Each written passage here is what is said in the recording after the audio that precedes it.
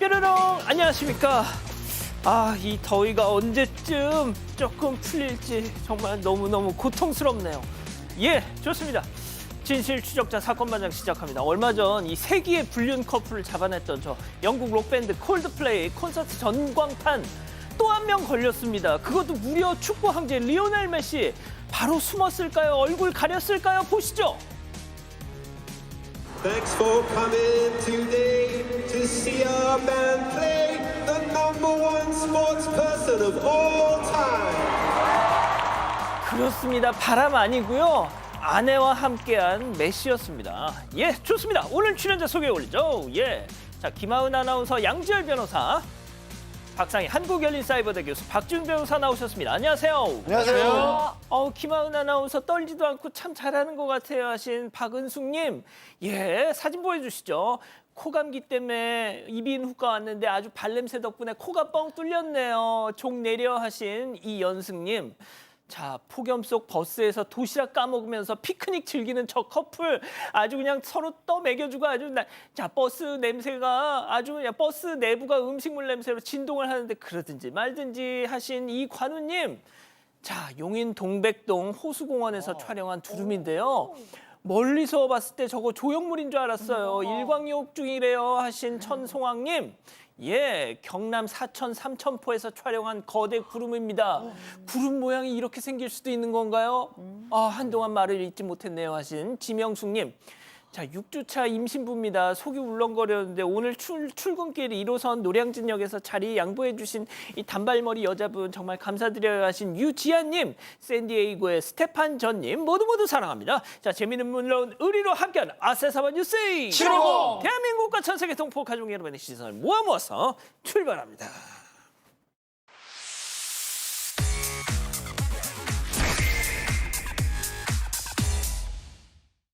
자, 첫 번째 가볼까요? 나만 따돌린다는 망상입니다. 자, 지난 20일 인천 송도의 한 아파트에서 생일상을 차려준 아들을 사제 총기로 쏴 살해한 60대 조모 씨. 자, 오늘 경찰이 사건 결과 브리핑을 했는데 말이죠. 가장 궁금한 거 범행 동기 아니겠습니까? 소개해 주시죠. 네, 사제총으로 아들을 살해해서 구속된 60대 조 씨에 대한 추가적인 내용 말씀드리겠습니다. 경찰은 오늘 브리핑을 통해서 조 씨가 10년 넘게 외톨이 생활을 하다가 가족이 자신을 따돌리고 버렸다는 착각과 망상에 빠졌다며 가장으로서의 자존감 상실, 외톨이라는 고립감, 또 심리적 위축감에 범행을 한 걸로 보인다고 밝혔습니다. 결국 고립감과 망상 때문에 범행을 저질렀다고 판단한 건데요. 네, 이어서 경찰은 피해자 측이 같은 가족이라고 생각하고 잘해줬지만 조 씨는 모든 책임을 가족들에게 전가했다며 다른 가족들에게 책임이 있다고 보기 어렵다고 판단했습니다. 실제로 경찰 조사에서 조 씨는 다른 가족이 짜고 나를 셋업한 거다, 함정에 빠뜨린 거다라는 취지로 진술을 했다고 합니다. 가정 불화, 경제적인 문제, 아내에 대한 자격지심 다 아니었군요. 그러니까 일단 가정불화라고 얘기를 했는데 경제적인 부분을 짚어보자면 생활비를 꾸준히 지금 보조를 해줬고요. 대학원 등록금이라든가 아니면 생일 축하금까지, 그리고 또 명절이라든가 어버이날 이런 때도 그 교류도 꾸준히 이어왔다라고 합니다. 그러니까 적어도 경제적인 어려움은 범행 동기가 될 수 없었던 상황이었고요. 가족들에 대한 불만들 중에서 특히 아들에 대한 원망이 강했다라고 합니다. 아내가 아니고. 예. 그래서 이제 총기를 무려 8월부터 지난해 8월부터 만들고 검사도 하고 이런 상황이었고, 또 충격적인 부분은 아들만 해치려 했던 게 아니라요. 그 아들의 며느리하고 손자들, 가정교사까지 모두 4명을 전부 살해하려고 했다라는 겁니다. 그래서 살인 미수 혐의가 추가 적용이 됐고 오는 30일에 검찰에 송치될 계획이라고 하는데, 다만 이제 유족들이 반대를 해서 이 조 씨의 신원은 공개하지 않기로 했습니다.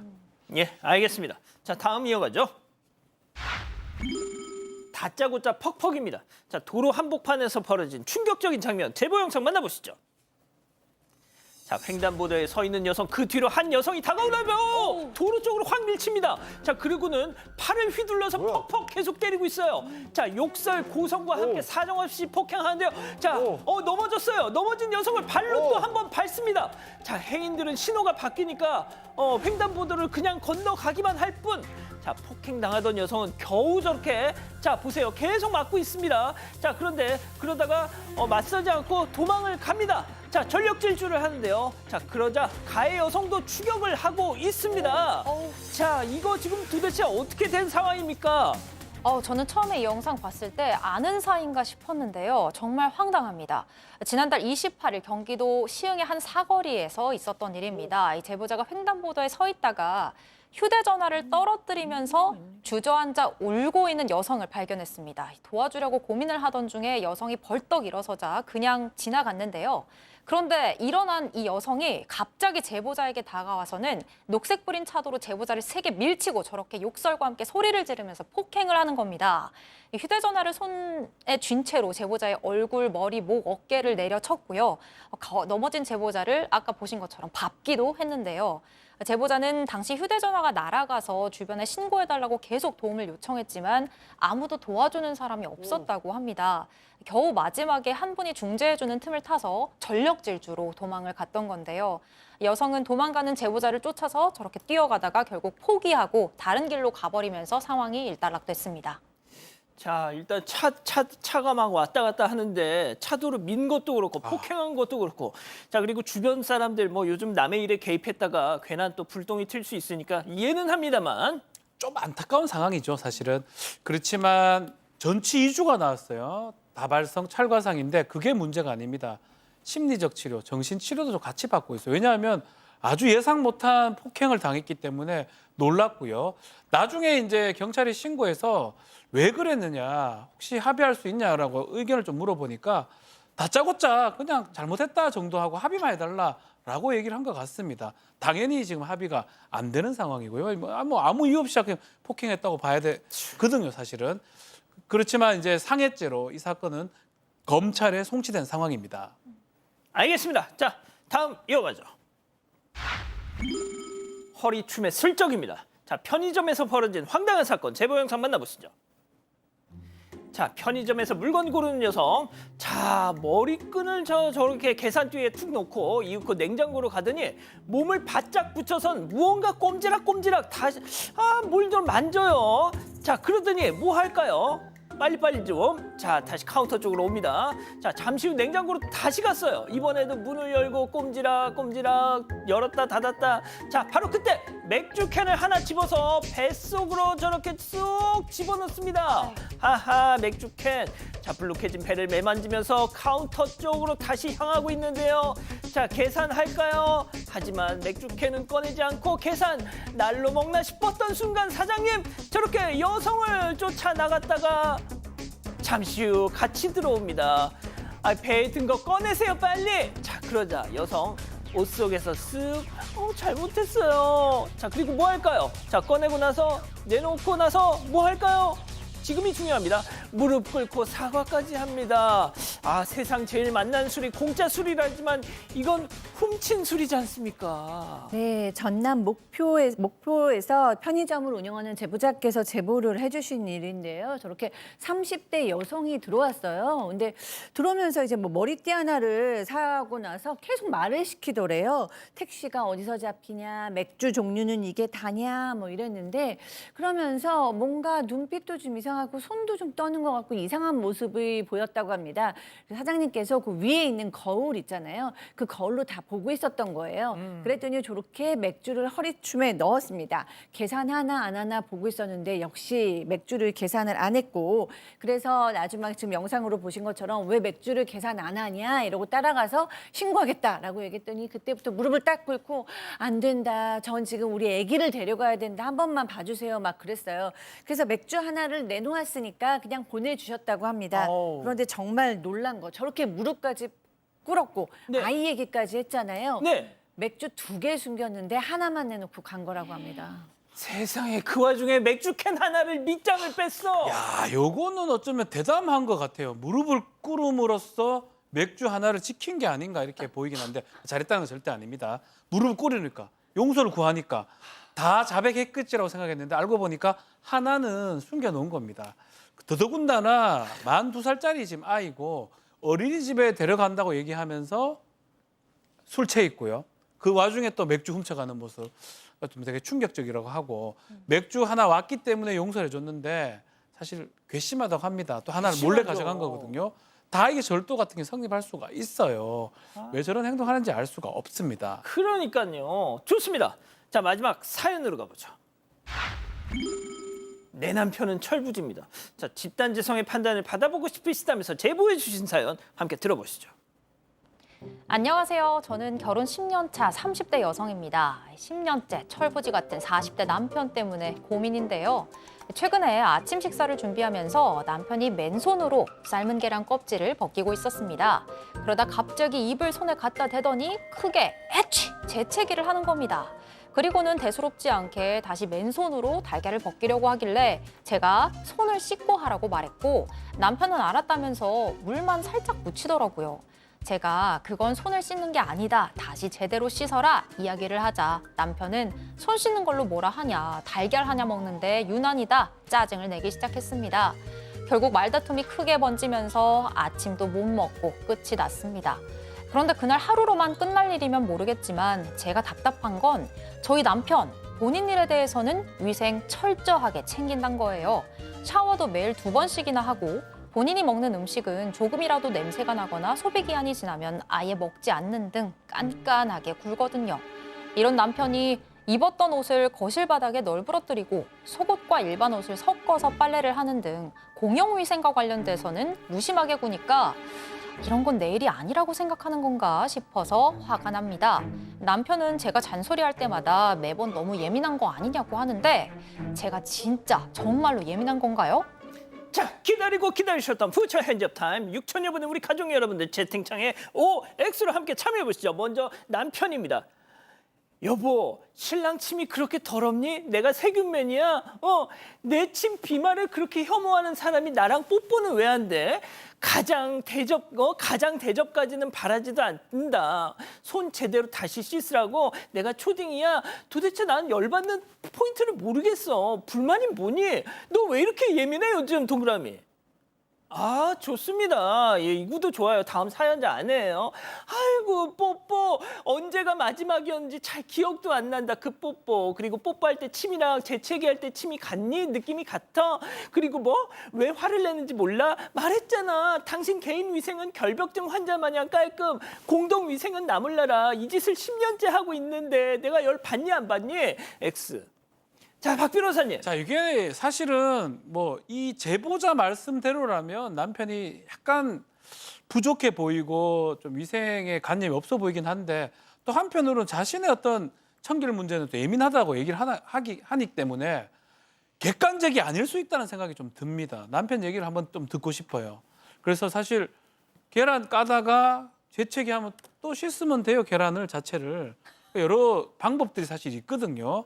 그래서 정말로 더러운 사람인지 아니면 아내가 봤을 때 아주 더러워 보이는 건지 그 부분이 지금 확인이 안 돼서 저는 오를 들었습니다. 교수님.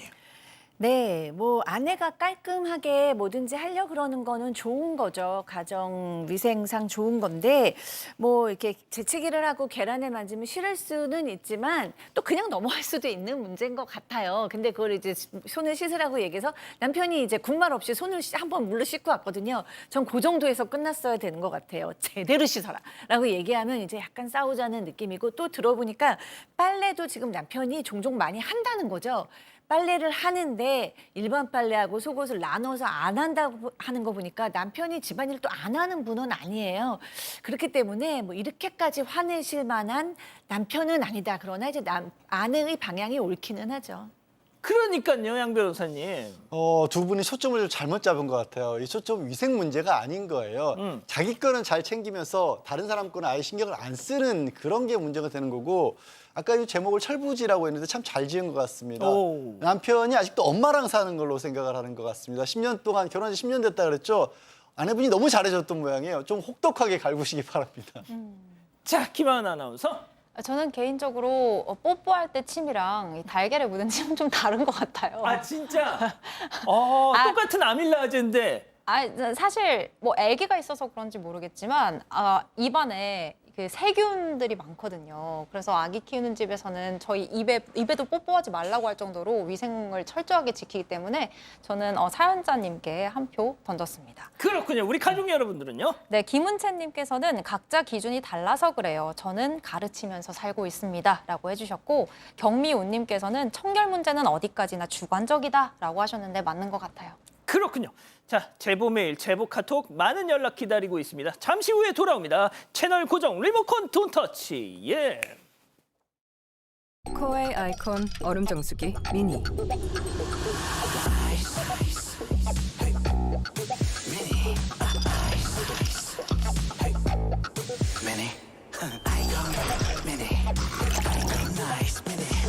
국내 최소 사이즈로 가장 작아졌다. 이런 혁신, 코웨이 아니면 누가 하겠어? 얼음 정수기도 결국 코웨이거나 아이콘이거나. 코웨이 아이콘 얼음 정수기 미니. 코웨이. 너 기름 너무 먹는 거 아니냐? 어쩔 건데. 기름 먹는 엔진대 불스 원샷으로 잡는다. 연비의 샷, 불스 원샷. 나는 디펜드 스타일을 쓰는 라이더입니다. 온종일 달리는 내 일상이 멈추지 않도록 오직 땀만 흘릴 수 있도록 디펜드 스타일.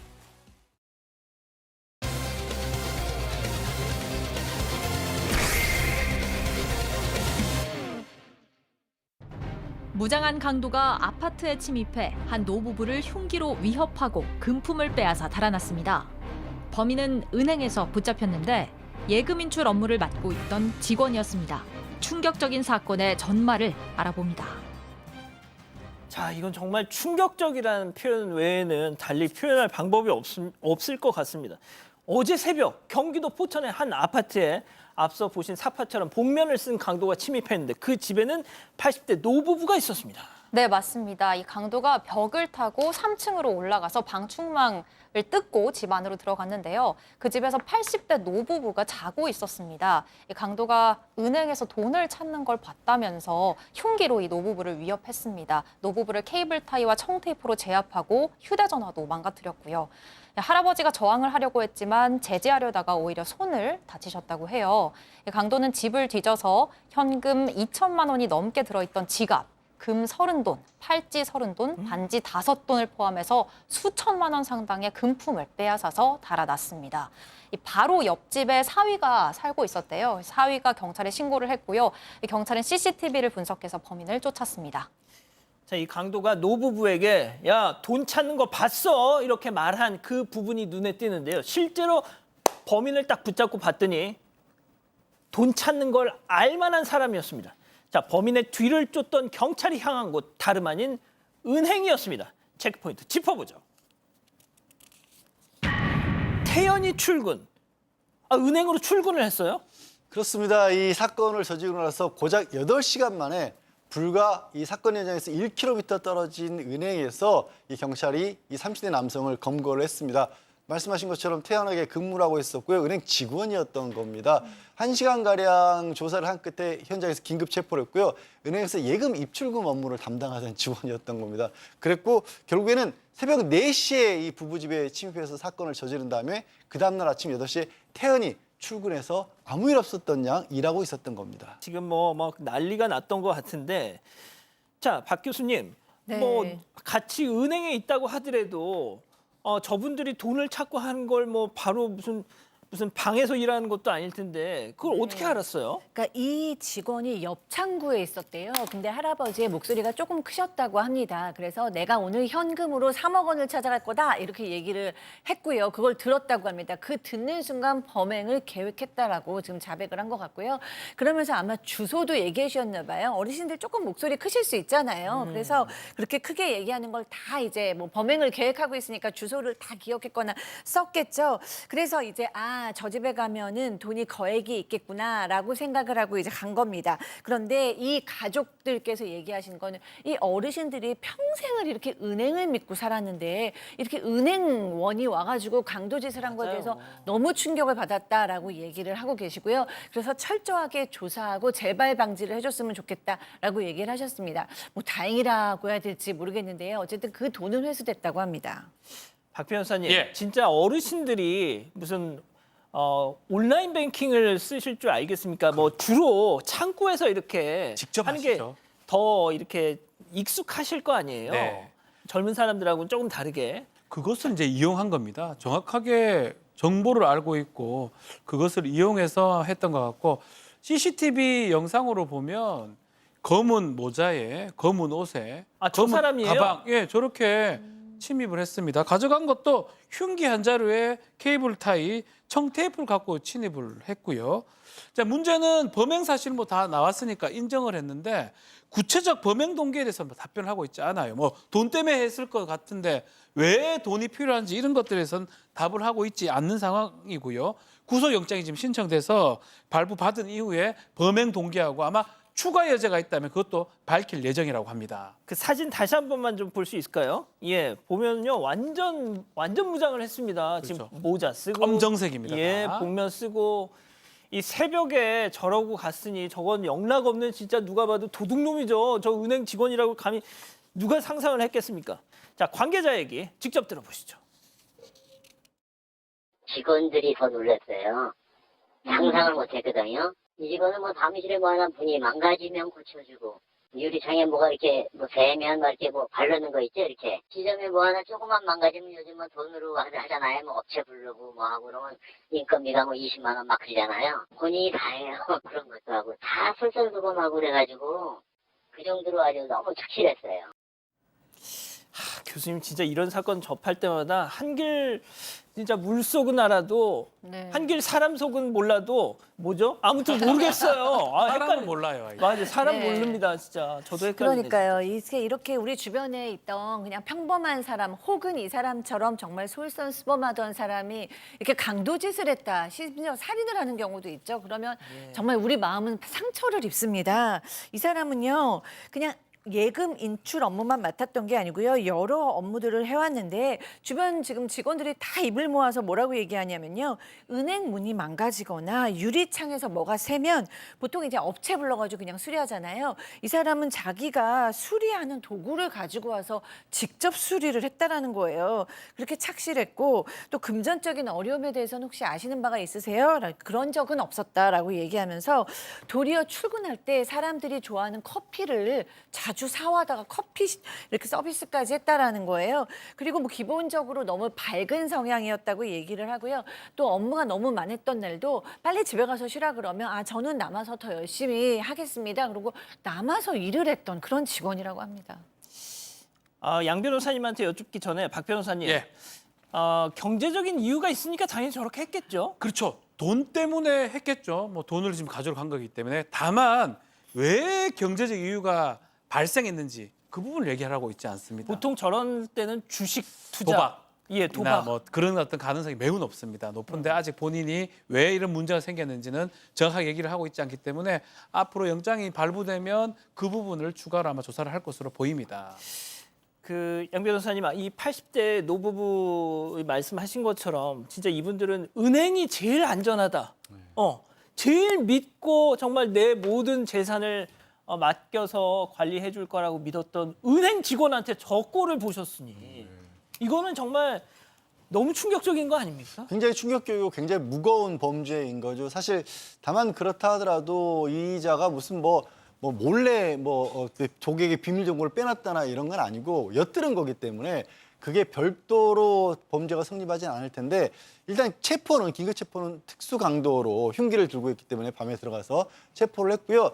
경찰에서는 강도 상해로 혐의를 바꾸는 걸 좀 고민하고 있다거든요. 상해요. 예, 아무래도 어르신들이 받은 충격이 컸기 때문에 이게 정신적 피해도 상해로 인정하는 경우가 있습니다. 강도 상해로 바뀌면 이게 특수 강도는 5년 이상인데 강도 상해는 7년 이상 무기징역입니다. 굉장히 무거운 범죄가 되는 거고요.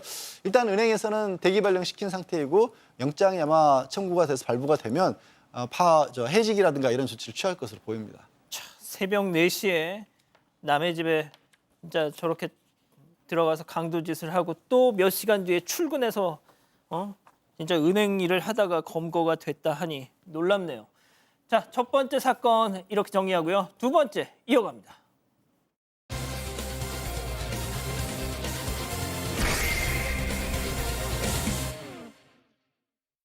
신호가 바뀐 도로 위 차들이 하나둘 멈춰섭니다. 얼마 후 빠른 속도로 달려온 1톤 탑차가 신호를 기다리던 트럭을 그대로 들이받았는데요.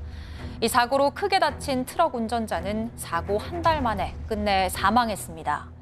갑작스러운 사고로 소중한 가족을 잃은 유족들은 여전히 고통의 시간을 보내고 있는데요. 평일 오후 한적한 도로 위에서 발생한 끔찍했던 사고의 전말을 알아봅니다. 예, 황망한 사고로 하루아침에 아버지를 잃고 지금까지 모든 가족의 일상이 멈춰 있다는 유족들의 제보인데요. 자, 양 변호사님이 좀 설명을 해주시죠. 일단 사고는 지난 5월 23일 날 일어났습니다. 이 사고로 건강하게 있던 아버지를 잃은 30대 3남매 중에 첫째 따님이 제보를 했는데요.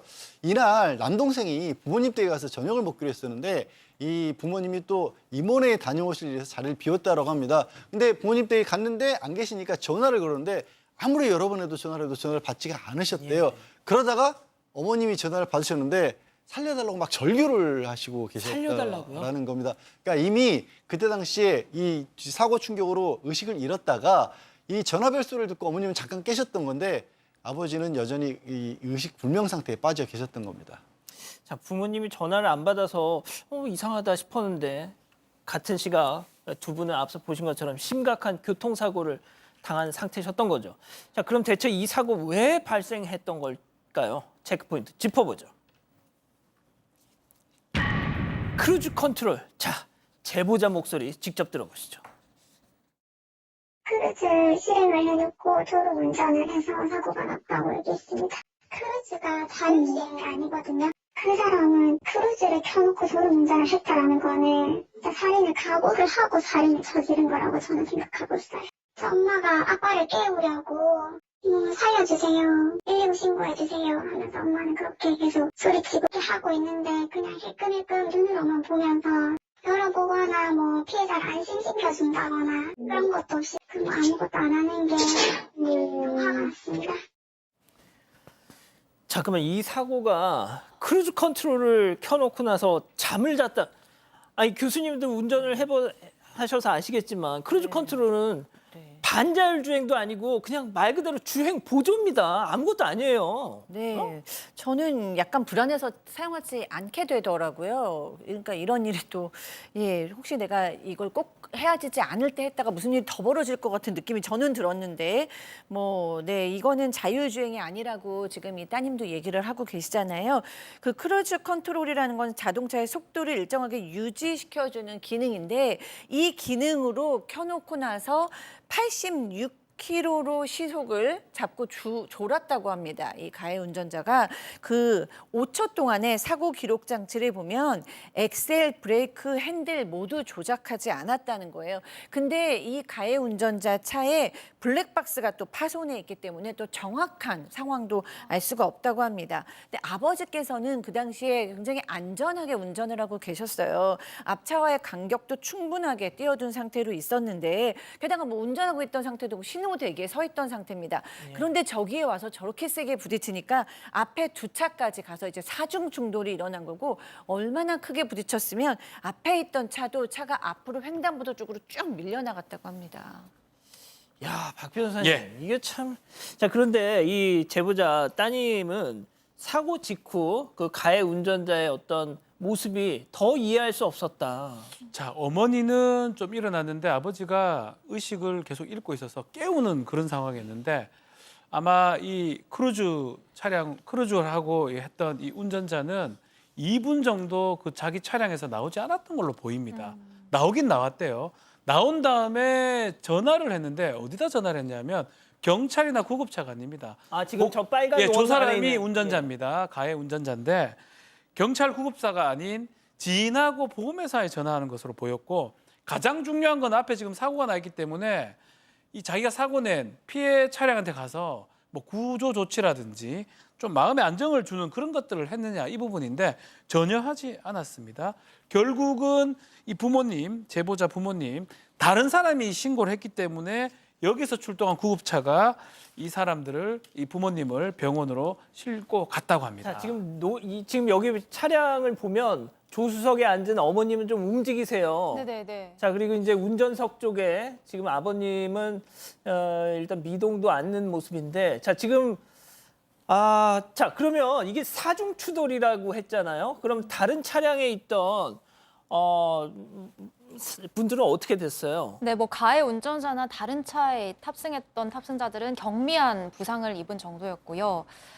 중요한 건 이 제보자의 부모님이 크게 다쳤다는 점입니다. 당시 아버지는 경추가 부러지고 목에 신경도 다 끊어진 상태였어요. 큰 병원으로 이송할 수가 없어서 구미의 한 병원으로 이송이 됐고요. 어머니는 갈비뼈와 팔이 골절되고 뇌출혈 증세가 있어서 대구로 옮겨지셨습니다.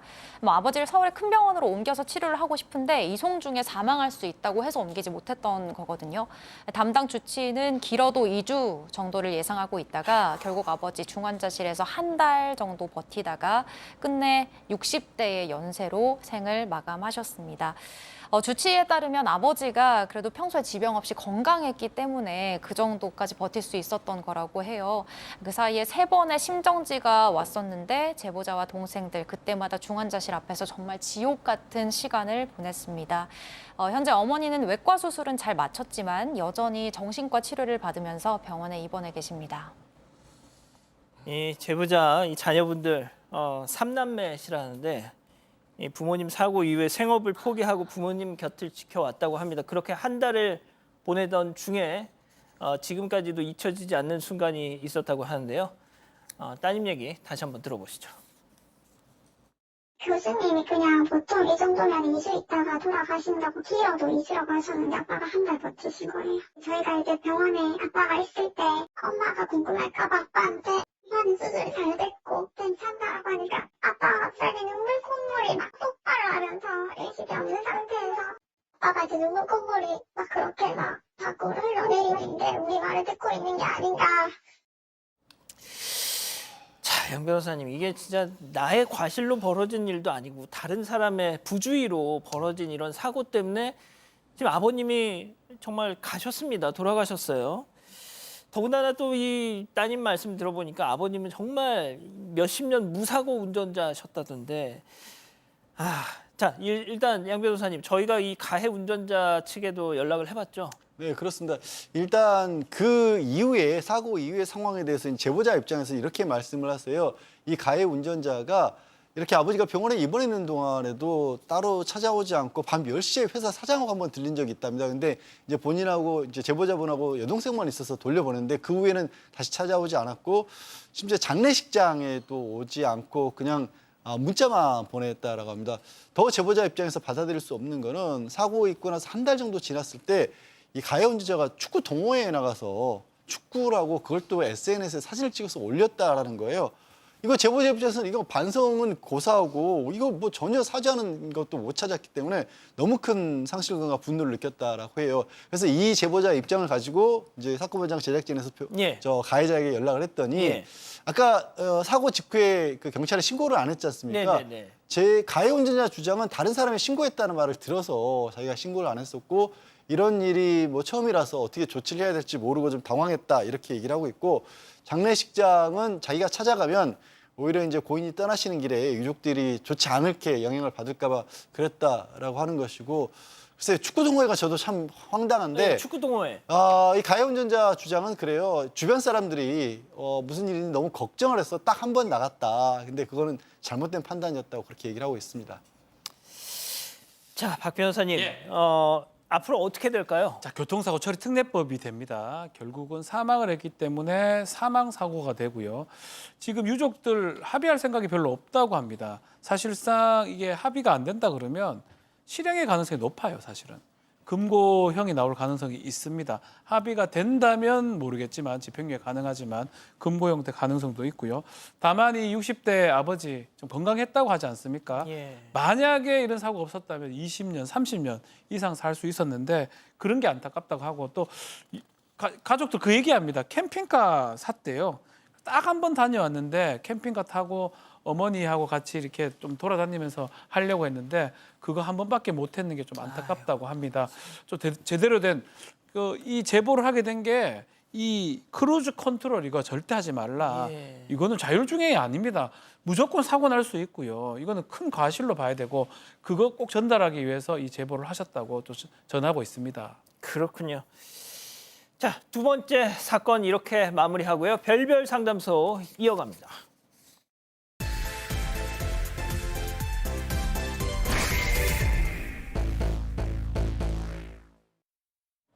배달을 하던 한 여성이 한 가게 앞에 멈춰 섭니다.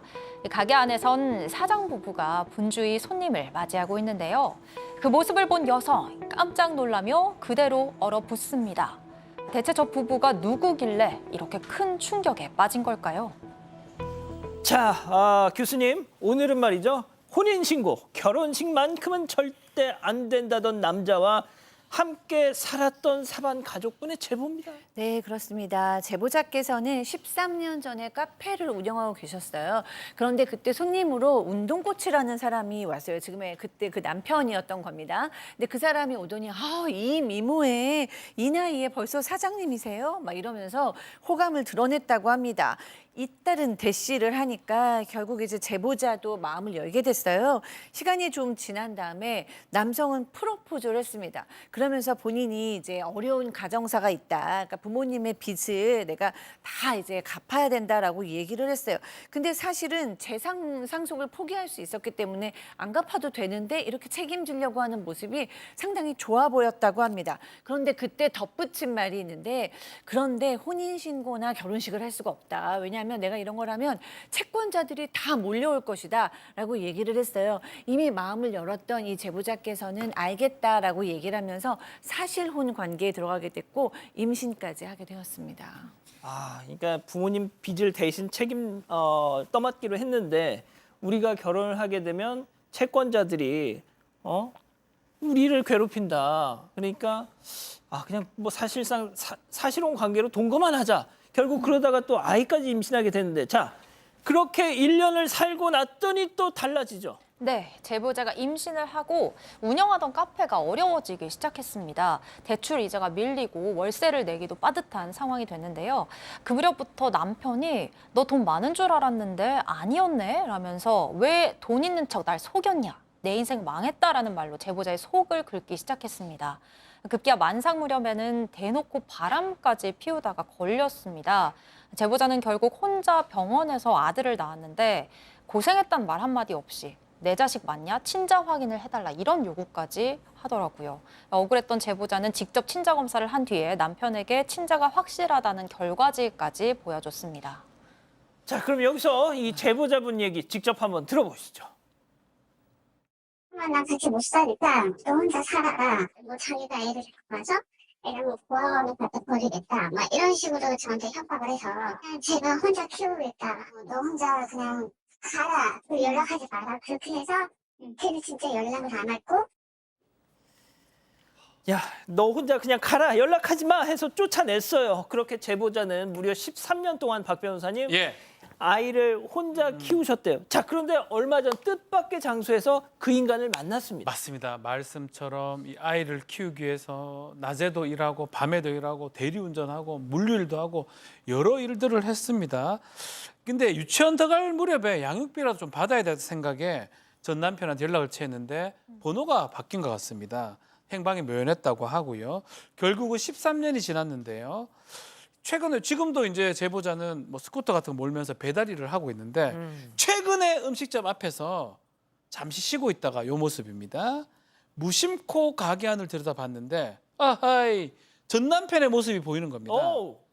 근데 혼자가 아니에요. 옆에 웃는 여자가 있는데 과거 남편과 바람폈던 여성, 이 여성하고 재혼하면서 그 이후에 음식까지 차려서 운영을 하고 있었던 걸 발견하게 된 겁니다. 원수는 외나무 다리에서 만난다더니. 제보자분이 다음 날 찾아갔더니 마침 혼자 있더랍니다. 그래서 이 기회다 싶어서 얘기를 했대요. 지난 13년치 양육비 조금이라도 좀 달라라 그랬더니 이 전 남편이란 자 한다는 얘기가 아니 그거 왜 나한테 돈을 달라 그러냐, 맡겨놨냐, 그걸 왜 주냐, 이런 식으로 나오더라는 겁니다. 그래도 이제 상황이 어려우니까 반이라도 좀 부탁한다 이렇게 얘기를 했는데 대답이 돌아온 게요. 예. 뭐 네가 불치병에 걸렸어도 내 돈은 한 푼도 절대 못 준다, 이렇게 코웃음을 쳤다라는 겁니다. 참 이런 어처구니없는 상황에서 실랑이를 하고 있는데 마침 전 남편의 이제 현재 아내가 들어왔다라는 거예요. 그래서 예. 제보자도 기왕에 그렇게 된 거 그때까지 있었던 일을 다 털어놨대요. 3자 되면. 예. 근데 여기서 충격적인 새로운 얘기가 또 있었습니다. 아니에요, 이게. 예. 아, 정말 이 앞서 제보자분의 싱크가 나가는 동안에 진짜 양지열 변호사님이 정말 한숨을 푹 쉬면서 세상에 참 별놈들 다 있다 막 이렇게 혼잣말을 하시더라고요. 자, 그 바로 전 남편에게는 제보자도 현 아내도 아닌 제3의 여자가 있었다는 겁니다. 이어서 들어보시죠. 그 사람도 혼인신고는 안 하고요. 그 아이도 있었고 법적으로 이혼한 건 아니고 혼인신고를 안 했으니까. 근데 제가 이 얘기도 했어요. 이혼은 식구들 그 애한테는 그렇게 잘하면서 왜 우리 애한테는 왜 이렇게 매정하게 하냐. 그거에 대한 답은 안 해. 그냥 모르세요. 아니 이게 지금 복잡해. 뭐 어떤 상황인 거예요 이거? 그러니까 이 전 남편의 아내가 현재 아내죠. 현재 아내가 도대체 혼외자가 몇 명이냐 이렇게 남편에게 분노를 터뜨리는 걸 보고 제3의 여자가 또 있다는 걸 알게 된 거예요. 그러니까 남편에게 제보자 말고 다른 여성과의 사이에서 낳은 혼외자가 또 있었습니다. 전 남편이 현재 지금의 아내와 만나면서 또 다른 여자와 바람을 피우다가 그 여자의 아이를 낳은 건데 그러니까 최소 저 인간한테는 여성이 3명이 있는 겁니다. 최소한 확인된 것만. 네, 맞습니다. 현재 아내는 이 사실 그 혼외자 또 다른 혼외자의 사실을 3년 전에 알게 됐고 그 아이 쪽에 가끔씩 양육비 명목으로 조금씩 돈을 보내주고 있었습니다.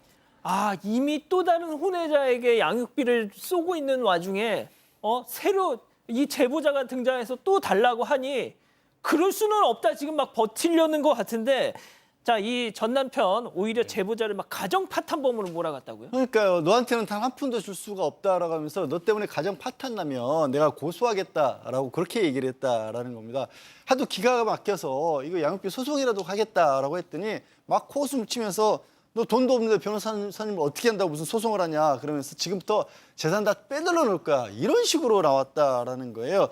게다가 사실 지금 전 남편의 지금의 아내 있지 않습니까? 예. 그 아내마저도 갑자기 좀 태도가 바뀌어서 이 가게 부모님 거고 우리도 형편 안 좋아서 양육비 못 준다 이런 식으로 나오고 있다고 합니다.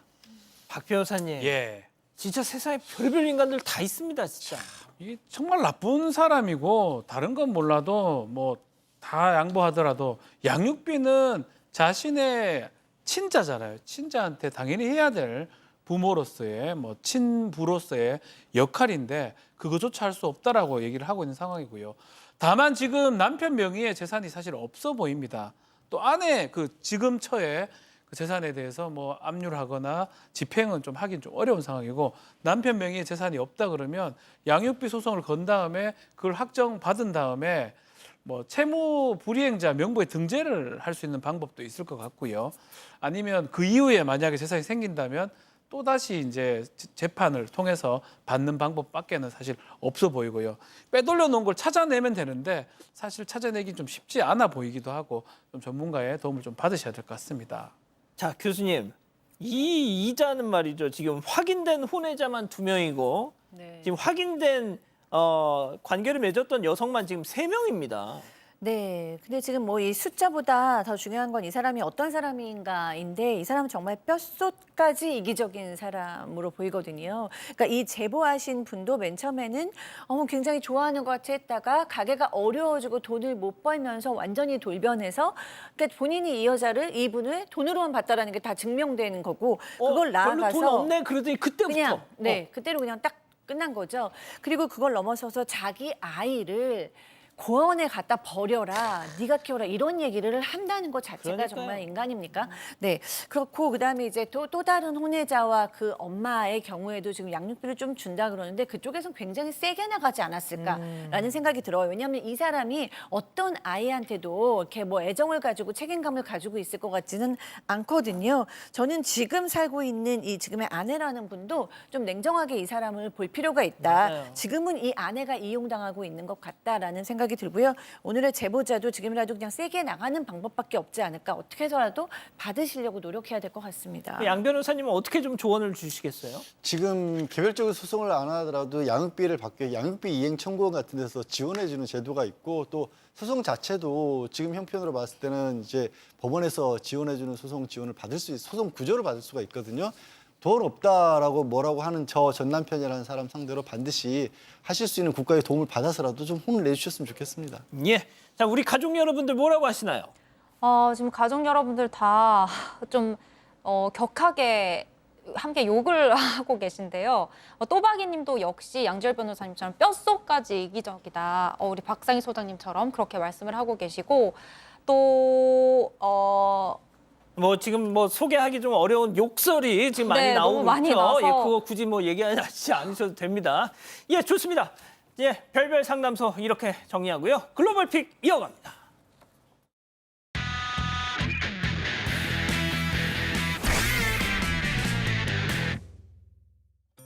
네, 여긴 한 아파트 앞입니다. 아빠가 두 아이들과 마실을 나온 것처럼 보이는데요. 즐겁게 공놀이를 하던 그때 위쪽에서 펑! 굉음과 함께 폭발이 일어납니다. 네, 지금 아파트 잔해가 우수수 떨어지고 있는데요. 놀라기도 잠시 길 가던 여성이 뒤돌아서 도망을 가고 아빠도 앉아있던 아이를 안고 서둘러서 몸을 피합니다. 다른 아이도 그 뒤를 따라가고 있는데요. 폭발이 일어난 아파트는 이전 모습을 알아볼 수 없을 정도로 처참하게 무너져 내렸습니다. 야, 이거 뭐 장난이 아닌데요? 네, 안타깝게도 이 사고로 7명이 사망하고 10여 명이 다쳤다고 합니다. 세상에. 가스로 인한 폭발이 사고 원인이었는데 경찰이 자세한 경위를 조사하고 있습니다. 아유, 예, 다음 이어갑니다. 자, 늦은 새벽 시간입니다. 저 멀리 전소동 불빛이 번쩍이면서 다가오고 있습니다. 그런데 차량이 화단을 쾅 들이받더니 그대로 우당탕탕 부딪히면서 자, 쭉 집중해서 어디까지 가? 교회까지 갑니다. 어디까지? 예, 빨간 불꽃을 피던 차량 입구로 쾅 들이받고 나서야 겨우 멈춰 섰는데요. 딱 봐도 뭐 차가 만시창이가 됐죠. 그런데 그런 차를 놔두고서 운전자가 36개 주행랑을 치기 시작합니다. 아유, 똑같네. 다행히 평일 새벽이라 다친 사람은 없었다는데 범인은 훔친 차를 가지고 이런 사고를 냈던 거라고 합니다. 도망치긴 했지만 꼭 경찰에 붙잡혔고 나머지 공범도 경찰이 쫓고 있다고 합니다. 그렇군요. 자, 다음 이어갑니다.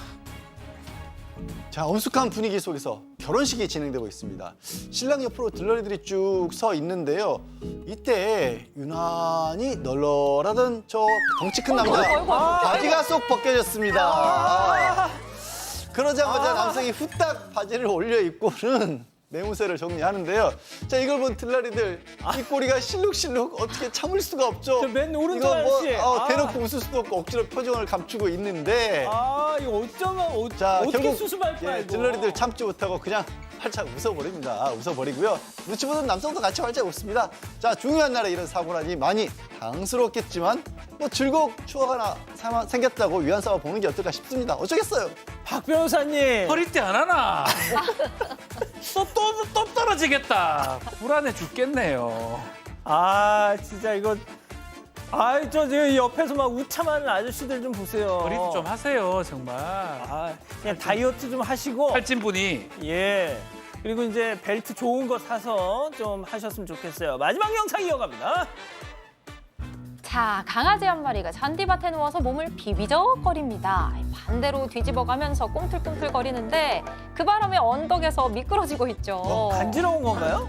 그게 아니고 미끄러지는 걸 좋아하는 강아지래요. 누운 채로 몸을 움직여서 언덕 아래까지 쭉 저렇게 미끄러져 내려가더니 이번에는 또 돌아서 앞으로 엎드려서 또 몸을 질질 저렇게 끌고 가죠. 이거 군견 아니에요, 군견? 올해로 9살이 하는데? 된 이 강아지 어렸을 때부터 이런 행동을 참 좋아했다고 합니다. 오래된 취미인데요. 나중에 썰매에 태워주면 엄청 좋아할 것 같아요. 자, 교수님이 한 말씀 하시죠. 네, 개취, 개인 취미, 취향. 아, 진짜 특이한 녀석이네요. 좋습니다. 예, 사랑하는 사건반장 가족 여러분 시원한 밤 보내시고요. 저희는 내일도 4반 750 저녁 7시 50분에 다시 옵니다. 안녕히 계십시오.